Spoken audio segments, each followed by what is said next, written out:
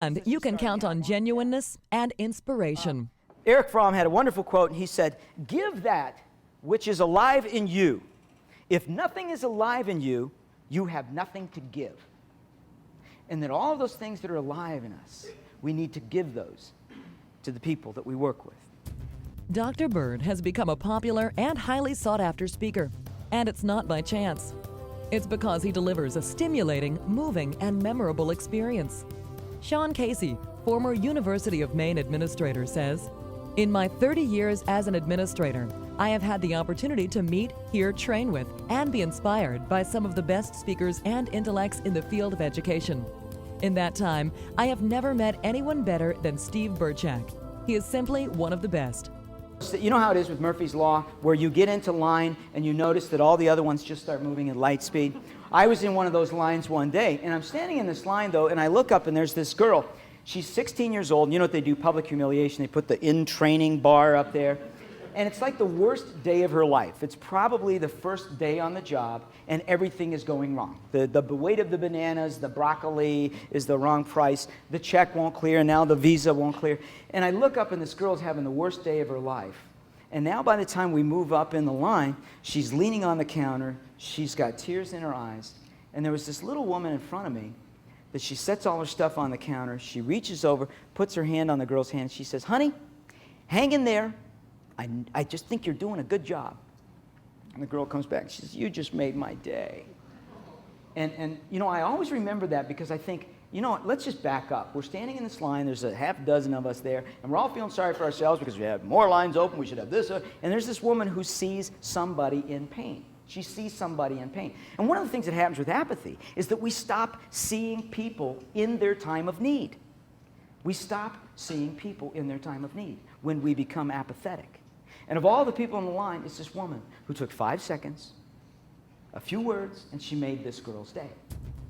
Pamela Birnbach of North Colony Schools describes it as extremely inspirational and memorable.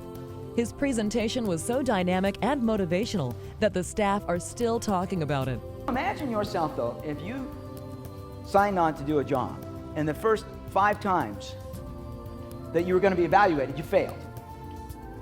And then the next 5 times you were going to be evaluated, you failed. What would keep you coming back?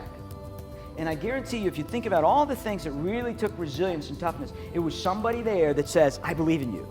And you bought that. HeartShare Human Services of New York said, "Our staff can be a tough audience, and they could not stop raving about the day." In terms of being aware of what we give in life, you know, Danny Thomas, who was a wonderful, spent a lifetime of giving, a lot of foundations he created, said a wonderful thing. He said, "There are 2 kinds of people in this world, the givers and the takers. The takers eat better, but the givers sleep better." And when you think about giving, there's a lot of opportunities for us to take. But in our lifetime, there's an awful lot of opportunities to give as well. And one of the things I always wonder about is, why is it easier for us to give our pain than for us to give our kindness? You ever notice that? It's just like it's easier for me to be cruel than it is for me to be kind. You know, I once heard a woman, as she came to work, she says, "I got in the last word on my husband today." And she was so proud of that.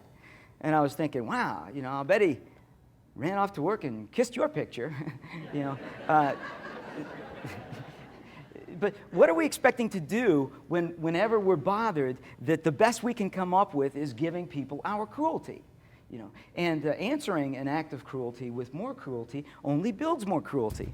And perhaps Dr. Perry Berkowitz of PLB Organizational Support summed it up best when he said, "In my 30 years as an administrator, I noted that oftentimes speakers come and go and are forgotten. Few are remembered, and even fewer are extraordinarily memorable. Dr. Birchak falls into the highest group of those speakers."